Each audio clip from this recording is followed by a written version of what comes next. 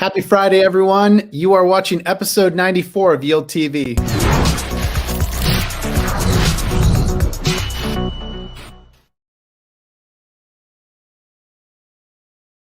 Hey, thanks for joining us. We're here today on April 2nd, 2021. I'm excited to host the head of business at Loopring, my friend Matt Finestone.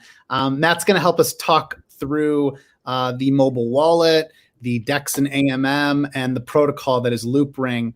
They've been building for the last several years for L2 DeFi, before really DeFi was defined as a term. So it's always great to get his perspective on the state of L2s in DeFi, in Ethereum, in a multi-chain universe.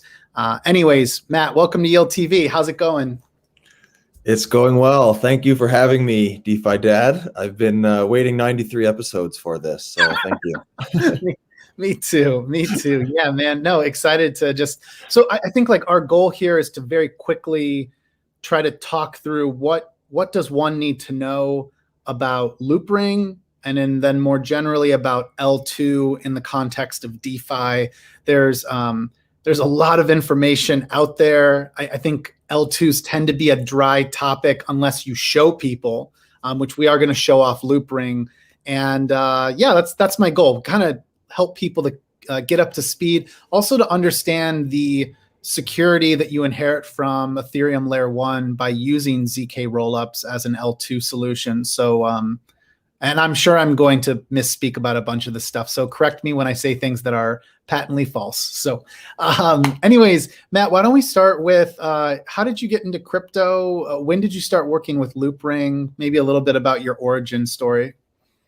Okay, sure. And I don't think you'll be wrong. You said it perfectly right about L2 inheriting the L1 security. So that's exactly right. But yeah, so I've been with Loopring for nearly 3.5 years, almost the whole life of the project. I joined shortly after it was incepted. I came from a finance background, TradFi. I was working on a bond sales and trading desk at a fixed income dealer type place. And yeah, I got into crypto maybe, like personally, intellectually curious, maybe 2016, and then professionally 2017. And yeah, I've been with Loopring ever since before Layer 2 was a thing, since before DeFi was a thing. And now here we are with L2 DeFi. And yeah, that's that. Yeah. So, give me your impressions of where you think we are. Like, so much has changed in the last, year, but even the last 3 months, everyone has become interested suddenly in building with L2. There's no doubt there's a lot of DeFi teams that have been like rushing to either build on an L2 or whatever, start to implement L2 capabilities. At Zapper, we actually just released the Zapper bridge. So it's still early, but someone can migrate their funds from Ethereum L1 to Polygon as a side chain. But in the future here, we'll have the ability to migrate to Loopring, to migrate to like a ZK sync, to migrate to, to Optimism and BSC and so on. Right. Okay, great. Yeah, I know that you guys are doing great work there. And on our side, we're building the other side of that bridge to receive your bridge easily. Yeah. We're working on that because ZK rollups aren't as, at the moment, like you cannot connect it as trivially as like an EVM sidechain, but that's a bit more in the weeds. But yeah, I mean, where are we now? We're in the golden age. Well, first of all, we're at ETH all-time high right now, so that's nice. As we speak. But yeah, Layer 2. I like to say that we're at this point out of necessity, right? Ethereum has become too popular for its own good. People kind of hate on that fact that the gas fees, it's broken, but like no, actually, it's just more successful than anybody could have anticipated, and the highway is overflowing with traffic. So Layer 2 opens up these other speedways almost like an elevated train way that is attached to the main Ethereum chain, but allows you I to like move. that. That's a good way to explain it. Yeah, like an elevated train. That's what L2 is essentially. The highway isn't a bottleneck. There's too many people trying to transact on Ethereum L1, and this was the plan all along. Is this combined with, we're not going to talk about ETH2 and sharding and all, but there's more benefits to that as well, combined with all the work you're doing with L2. Right. Right. Yeah, no, that's exactly it. I mean, maybe it's nice, like it might be useful to say that Ethereum can expand its highway and make it, 50 times as wide, but then you open up other problems. If we use this highway analogy, then it becomes less secure. You can't police it as well if it's 50 lanes wide. So, Ethereum is. I like this. The good analogy. I've not heard this one expanded upon like that, but it's a good way to think about it. Thank you. I'm kind of making that up, so maybe there's some holes in it, but yeah, like Ethereum makes the very this distinct decision to not kind of change the base layer too much or make it so scalable and require like higher grade hardware for people to actually run this stuff, which then leads to more centralization. But layer 2 is those elevated trains, which can be very tightly coupled to the base layer and inherit the security guarantees, but allow fast, more throughput. So from the user's point of view, that means faster and cheaper. And like gas costs just being abstracted totally. Like you don't see gas because the elevated train just kind of like handles it. They just charge you like a fixed fee, not some weird, mechanism. You're just paying a fixed fee and they deal with the gas back at the base layer. But yes, I mean, because I can speak to the fact when I use Loopring, which maybe we should actually show off Loopring a few minutes just to bring it back to the user perspective. When I use Loopring, when I just today posted a video of I opened up a loan in less than 2 minutes through Aave on Polygon. I mean, the fees were like pennies, So these are things that normally when I trade on a DEX, like let's say Uniswap, or even when I use our DEX aggregator Zapper exchange, I'm paying the fees at the highway level on Ethereum L1.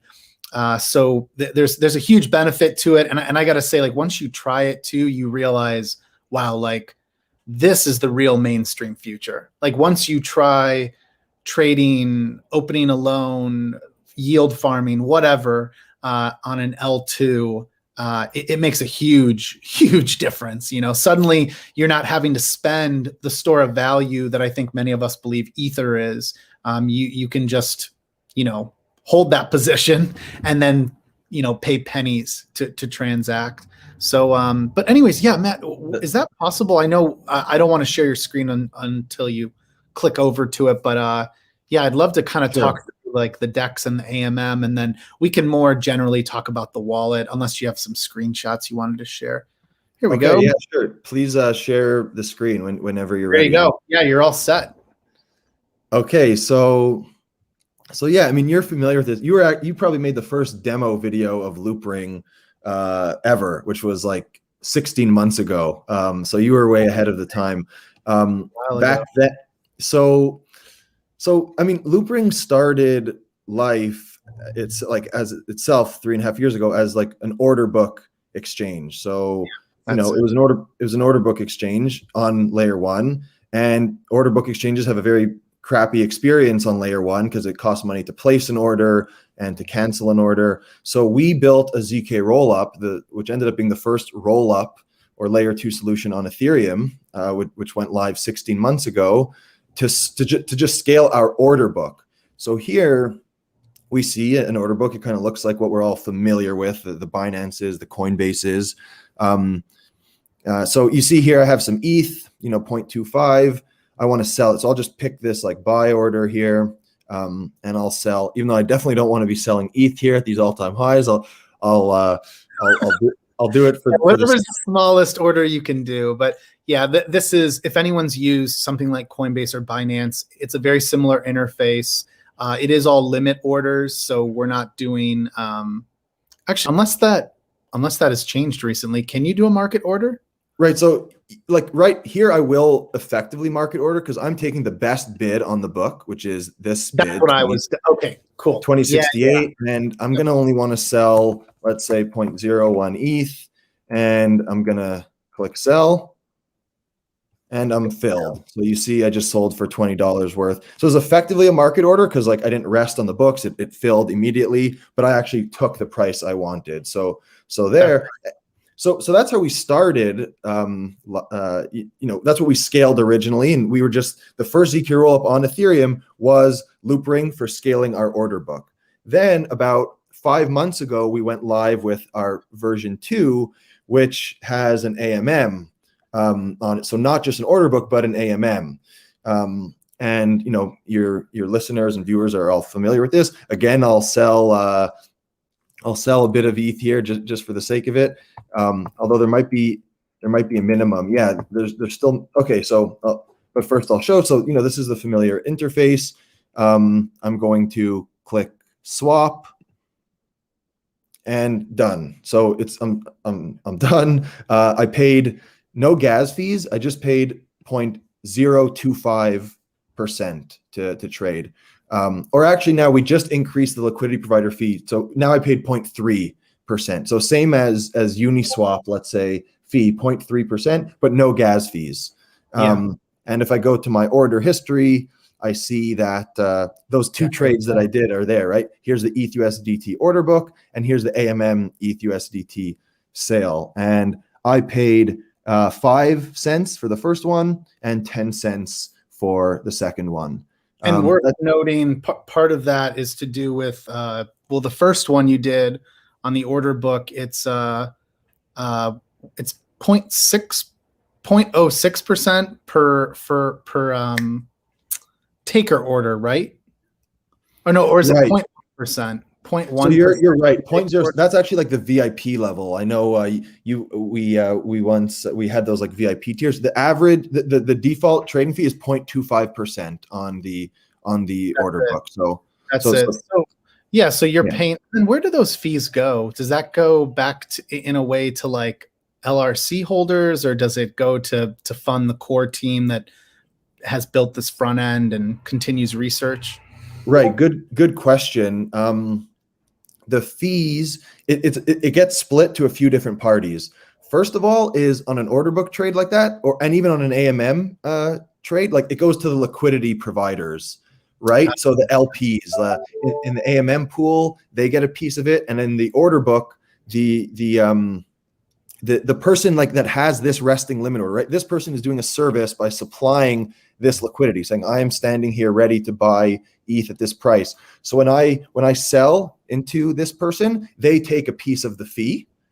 A piece does indeed go to LRC holders via the protocol fee, and a piece goes to the Loopring relayer, the thing that makes the elevated train run, the thing that aggregates the transactions, compresses them into a small batch, and creates the zero knowledge proof that is submitted to Ethereum. So all the technical stuff, that's called the relayer or the operator, that has real costs. It's running servers and it's paying gas when it eventually takes like that. Those two things I just made, imagine them kind of being in like a waiting room now, but not from my point of view because it's already settled. And when there's 1,000 more things, or 998, let's say, although it could be more or less, the relayer, the operator of this train, is compressing them, proving them with some fancy cryptography, a zero knowledge proof, saying that everything happened according to protocol rules, the proper fee was taken out, the signature was there, and then they compress that and put that onto Ethereum,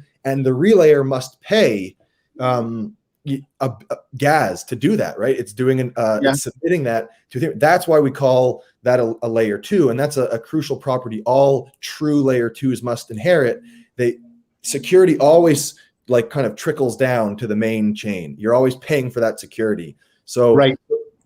So that's where the fees are going, a mix of liquidity providers, LRC holders, and the operator, so it could sustainably stay in business.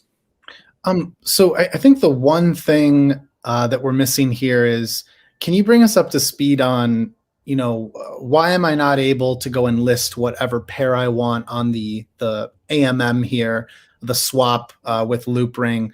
What are the limitations right now with ZK rollups? And I don't know if you can paint a picture of any timeline in the near future, but just kind of speculating on like when we will get to that ability with ZK rollups.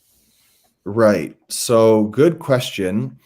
The first thing, this is a common question. People say, oh, Loopring doesn't have enough pairs, but we've been adding them slowly but surely. I mean, like this is, there's a fair bit here, right? Like you see me scrolling. We have I don't know, maybe 60, 80 pairs right now. And so this is the swap interface to pool. I could also pool liquidity. You see, I am providing liquidity to LRC ETH, ETH-USDC, and I'm earning, you see here, liquidity providers earn 0.2% fee on all trades. Everyone's familiar with this kind of model. So the reason why that somebody cannot arbitrarily list a pair and it would show up here is because, kind of back to that train operator, the train does have an operator that makes the decisions about what to expose here and what could go on that train. It cannot act maliciously. That is, again, the beauty of a layer 2. It could never, I have funds here in my, like this is showing, I should have explained this, my Loopring layer 2 account. It's showing I have, $1,400 on Loopring layer 2. It's also exposing what I have on Ethereum layer 1. Combined, it shows me my total thing. And you see layer 1 balance, layer 2 balance. My balance is here. I could sleep easy for the rest of my life. They could never be taken from me if I trust that Ethereum will exist and in zero knowledge cryptography, very sound cryptographic methods that have been around for a long time. I don't need to trust this operator. I don't need to trust a new set of validators like on a side chain. I'm only trusting Ethereum and zero knowledge cryptography. That's why layer 2 is so important, because it offers the nice experience that I just showed, not waiting and not paying so much gas, with the security guarantees of Ethereum.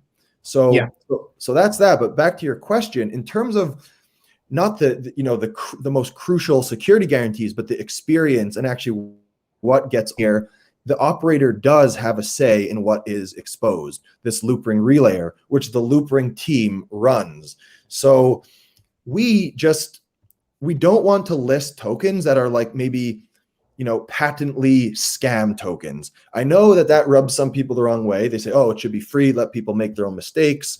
But the truth is, we operate across the stack now. We operate, we built the ZK rollup protocol, but now we also build these products that face users. We don't want to allow maybe a scam token or something like that. That's just the way it is. So we have a say of what we will expose on the UI or what will be allowed in those roll-up blocks. Again, I want to make clear that doesn't mean that we are, have kind of centralized exchange dictatorship control. We can never touch funds. That is the big promise. But we do have a say in the kind of user experience, what is shown to users. So that's for now. Yeah. That's for now. While it's so there isn't the permissionlessness to be able to list whatever pairs. Like I have no doubt. Like this is a part of our future. Well, I don't know when that comes, whether that's a year from now or a few years from now, but based on all the development that's happening with your team and other teams that build with ZK rollups, I'm imagining it will come much faster this time than any of us anticipated. They're just, this isn't 2017 and we're talking about ETH2 and it's a year away. This stuff is coming really quickly. Right. We definitely could open up that ability. It's a business level decision, if you will. The other consideration is just like, because we operate that train, like we operate this UI, we don't want to list securities. Let's say, like, we don't want somebody to list a tokenized Tesla if we don't have in a given jurisdiction the right to trade securities. So I didn't think about that. One thing I want to correct, that I'm sort of like, I just waffled between two different ideas. So you've clarified that for now it's a business level decision to not allow permissionless listing of those, of whatever pair. But I think, and this kind of goes back to like, there's a question here about, you probably can't see this on screen, but someone was asking, do you have any thoughts, Matt, on partnering a borrow lend money market platform? That would be a big development. So that is where we hit this limitation, right? With ZK rollups, we're not at that point where we can, we don't have the same composability that we do on layer one. Right. Okay. Very good question. So, right, the big, the big trade-off that you make with ZK rollups right now. So what you gain is the best security in the business, in my opinion, but also pretty objectively in the Ethereum researcher crowd. ZK rollups are extremely secure. No new trust assumptions introduced. So it's on the extreme side of security. What you give up is a lack of generalizability. I cannot do anything I want on here right now. And a protocol developer cannot do anything they want, because you can't just take the L1 smart contracts and put them on here. They have to kind of be molded to fit the ZK rollup, the circuits, to be specific. Like, besides the smart contracts, we also need these ZK circuits, and those cannot write arbitrary logic right now, but they will, from great peers to us, like Starkware and Matter Labs are working on making generalizable ZK rollup virtual machines when we can do other things. But I will, so what Loopring could do right now is order book trading, AMMs, and also transfers. So payments. I could transfer to, let's say, DeFiDad.eth. That resolves. Is that your ENS, I'm sure? Yes. Yeah, that is. Yep. Actually, sorry, let me put this back up on here. Sorry, I hid your screen just for a second. There we go. Oh, I'm sorry. No, you're fine. No, I literally okay. did it literally like 30 seconds ago. So, okay, so we're in the account page. So showing, yes. Right. So besides trading and AMMs, you could also do payments. This is something that, so it wasn't resolving for some reason. .eth. There we go. Weird. That one didn't. DeFiDad.eth. What if I do, let's say, okay, but that's okay. So but usually ENS. Yeah, I could. So it's also payments, right? So I could, and you see we charge 0.00022 ETH for an account for a transfer. So this is for payments as well. So what I meant to show here is that these are the three things we could do: order book trading, AMMs, and payments. All very fast and instant from the point of view of a user. We cannot make, as your listener said, a lending protocol arbitrarily right now. But what is coming very soon, besides the generalizable ZK rollups, like the kind of ground level infrastructure improvements, is a little almost like trick or a way around it from our side. Here might say lend very soon. Like, we're working on this right now. It might say lend. And so or imagine this tab, it says lend. And here it says, like, do you want to deposit into Aave or Compound? Yeah. And so we will basically load up the L train, the elevated train, with a bunch of users who want to deposit from layer 2 to Aave together. And we will basically load up the train, maybe wait 5 minutes, 10 minutes, however long, and then send them all to Aave on layer 1 or Compound or Yearn, vaults. Yeah. So that's why we'll basically have these like transports, like, that take you from the elevated train back to layer 1, but like en masse. So you're splitting that cost by like 100 or 1,000 people. I think, Matt, it's very similar to what so PowerPool, PyDAO, and Idle Finance have all done these batch transactions recently. Now, and they're all on L1, but as a user, instead of me paying whatever gas fees to do whatever I'm doing on their DeFi application, it's instead I'm actually depositing it into a pool, and then that pool, in the case of PowerPool, it every 24 hours they send all the money in the pool. So in your case, it would be like sending it all to lend to Aave. or they wait until the pool grows to a certain size. If it hits a certain size, then they send it off. And then the benefit is the end user pays like 98% less gas. And that's on L1, it works. So here on L2, it's more about, I think it's more about us moving towards this greater composability with ZK rollups. Less to do here in terms of the gas. Although I want to clarify what you described. Are you talking about Loopring then potentially lending to Aave in the future on an L1, or are we talking about when we get to that point where an Aave can suddenly build on a solution like Loopring can build with ZK rollups? Right. So that's the key question. And what I'm talking about here is the former. So, people will very soon, everyone will just be living their lives on layer 2 because it's going to be too expensive on layer 1. So, but right now we feel restricted. Okay, I could become an AMM LP. I could order book trade. I could send transfers, but I want to lend out my money. So we could just have here, transport, and it's going to be from here to Compound or, here to Aave. So exactly what you said, PyDAO, those 98% gas savings, but directly from layer 2 to there. So it'll even be like more gas savings than 98%, but the big UX improvement being you don't have to exit layer 2. Like to withdraw my money from here, I click withdraw and then I go back to layer 1. That might cost me $5 or $10 right now, which is not a great experience, right? Right. It'd be nice if I could instead go from here for 1 penny directly into lending into a layer 1 lending protocol. But the second part of your question is exactly right. Why not Aave coming here? The truth is Loopring is just a bit of a different beast in the sense of Loopring built an application-specific ZK rollup. We are kind of scaling vertically. We're building like a skyscraper that has all of the economic functions that we want in there. So order book trading, AMMs, transfers, very soon lending and stuff.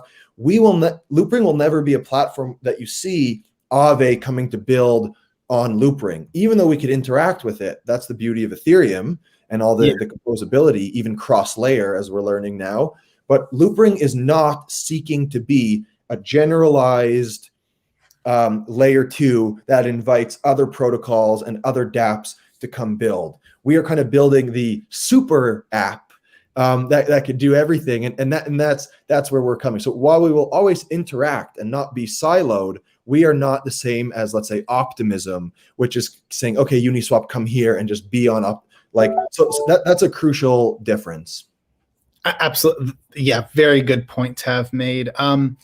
Matt, I know we probably need to end the conversation really soon. So I want to get more of your views more generally on just where we are with L2s, even the impressions you've had over the last few months.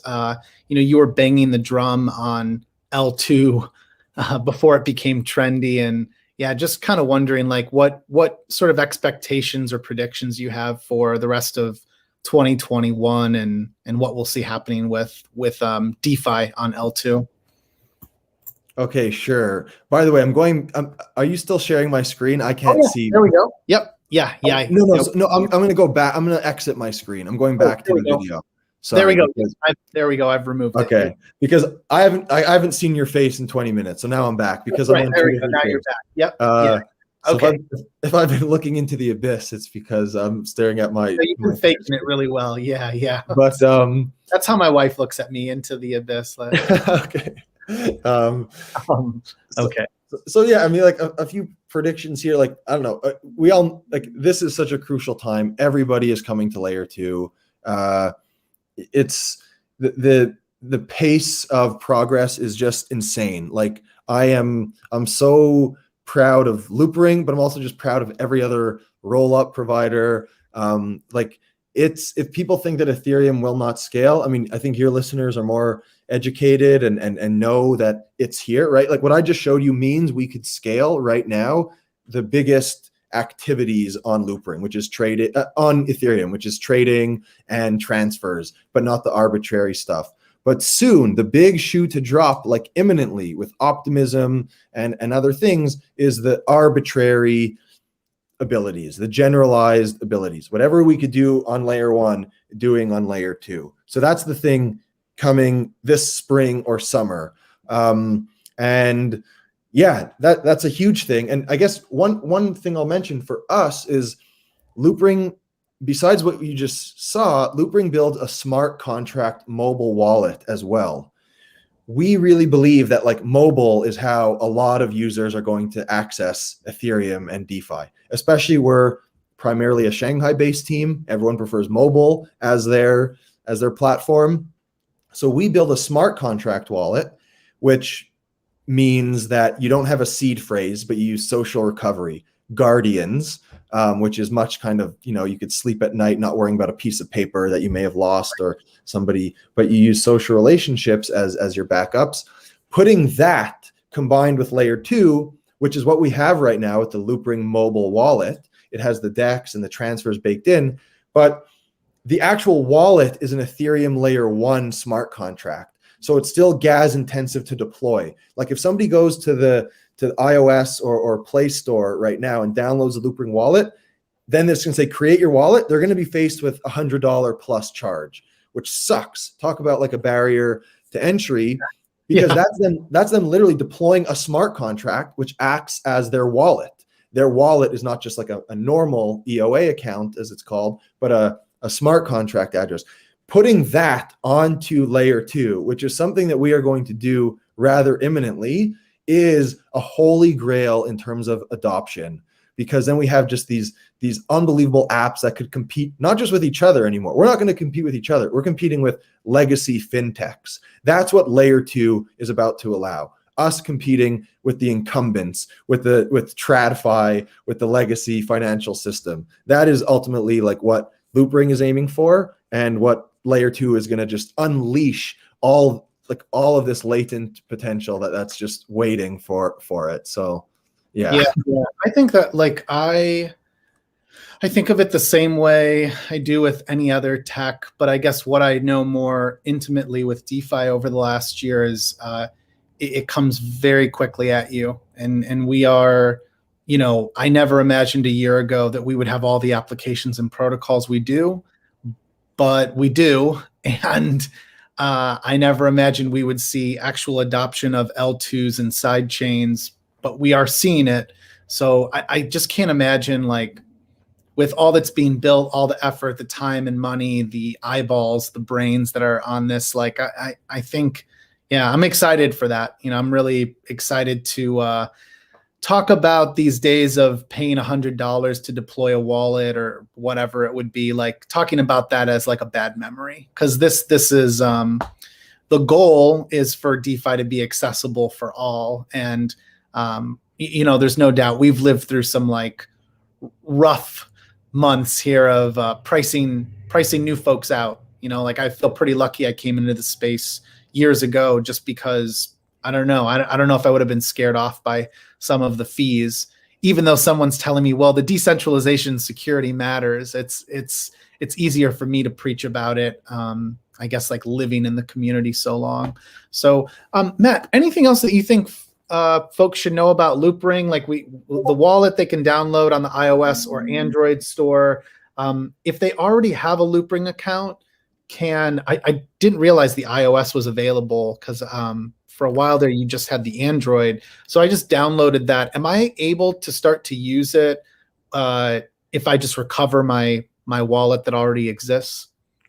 Okay, so really good question. First of all, iOS is not so ready. I say it's there, people could download it, but like it's not feature parity like with the Android app, which is really robust and I use all the time. So iOS is there, but we're missing a few key features. Like you can't deposit into the L2 AMM from within the app. Anyways, so for maybe within 5 days from now, the iOS app will be on par with the Android. But for now, we actually haven't even announced that the iOS app is out. So you're right. Okay. Thank you. I was really just looking at it, didn't realize will I be able then to sync with what's on like my desktop then at some point, or is it something, does it require something else? Right. So just to be clear for the listeners, when you saw me sharing my screen, I was using MetaMask on Loopring, which is not expensive to deploy. There's no $100. You just go connect, and then to onboard to Loopring layer 2, it's just a token transfer of moving from MetaMask layer 1 to Loopring layer 2. So the same cost as if you're sending DeFi Dad some ETH on layer 1 as a thank you. It's the same cost to send it to layer 2 and then go into that fast lane. So that's MetaMask there. If you download the smart contract wallet, it is a new address because it is a new smart contract. Your wallet is deploying a brand new smart contract. So you can't say import my MetaMask seed because it's like, what is that? I'm creating you a super wallet, right? A smart contract. But you can though name your MetaMask wallet as one of your guardians, one of your social recovery guardians. So your MetaMask is a guardian, maybe your Trezor or Ledger is a guardian, and maybe your friend or wife is another guardian. So collectively, that is the security backstop of your new smart contract wallet. But by definition, it is a new wallet being deployed for you when you do a mobile wallet. So because that is I think what I've known for a long time with Loopring is you guys have this vision of like the world's fastest L2 DEX or whatever layer we're on at that point in your pocket. And so I think there's a target market out there of those that haven't already used Loopring on desktop. Like there's a lot of us early adopters that are there that would potentially want to like, just open it up on our phones now. But anyways, TLDR on this is if you try Loopring wallet on iOS or Android, just think of it as like you are creating a new wallet. You're not connecting to anything that already exists in something like a MetaMask. Very similar to like Argent. exactly. You're opening, you have to, am I thinking of this correctly? You have to create a smart contract to open up the wallet. That's exactly right. You're deploying a smart contract on the Ethereum blockchain. That's why it's $100 plus. But very soon, you are going to deploy it on a layer 2. Here, I'll end with this because it's kind of quirky. Loopring built its own ZK rollup right from scratch because we needed to solve our own scaling problems.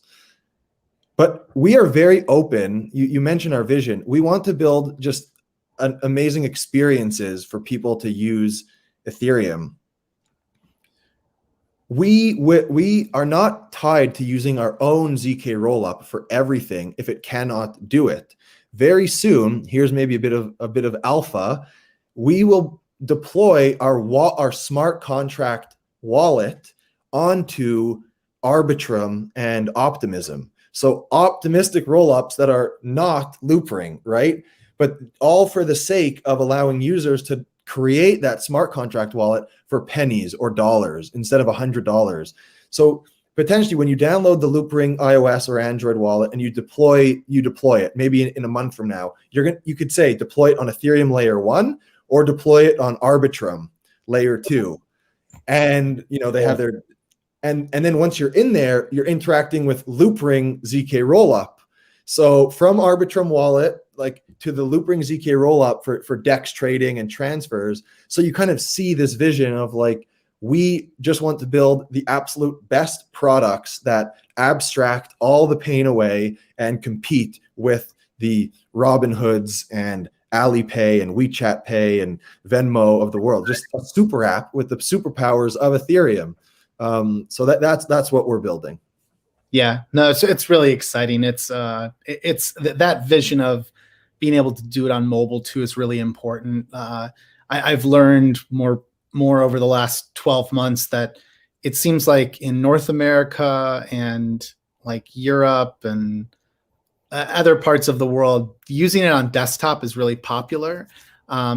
Using DeFi on desktop is popular, but then I've learned more from like our users based in China and other parts of Asia that mobile is really popular, and kind of makes sense because like I've always known that I know living in the US is very behind on digital payments, and if you go to China, everything is done through Apple Pay and any sort of like digital payments.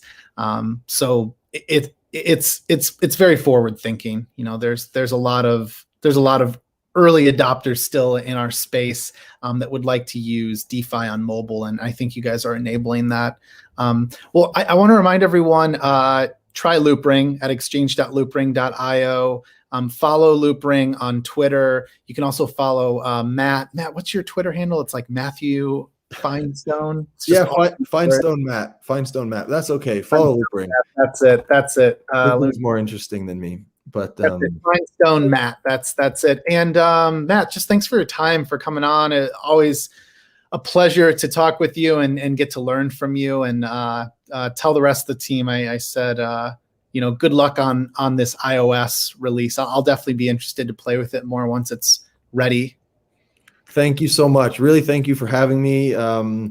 Really a pleasure. And say hi to the Zapper team for me, and that I look forward for our bridges to connect. Yes. I mean, you could already, by the way, shout out to Zapper. They were the first DeFi dashboard that showed Loopring layer 2. So if you had your Ethereum account connected to Zapper, it showed your Loopring layer 2 balance, like that $1,500 would have shown up there. And so really great job to Zapper. Thank you guys. Yeah. No. Thanks for reminding me of that. And then if anyone is looking for a bridge to L2, we'll eventually have support for Loopring and other L2s. We just released it. It only supports Polygon at this point, which is a side chain, but we'll get there. It's exciting to like realize how much closer we are to getting there. So anyways, thanks, Matt, and everyone. Thanks for tuning in. We'll be back next week for a new DeFi class. Subscribe at tv.zapper.fi, and make sure you use Zapper to track your DeFi wallets. You can trade with our DEX aggregator. You can zap into one of 1,500 LPs. You can farm 500 farms. You can do a lot. So go there, check out the DeFi class playlist too to learn more about how to use DeFi. And thanks so much, Matt. We'll see you later, guys. Thank you. Bye, everyone.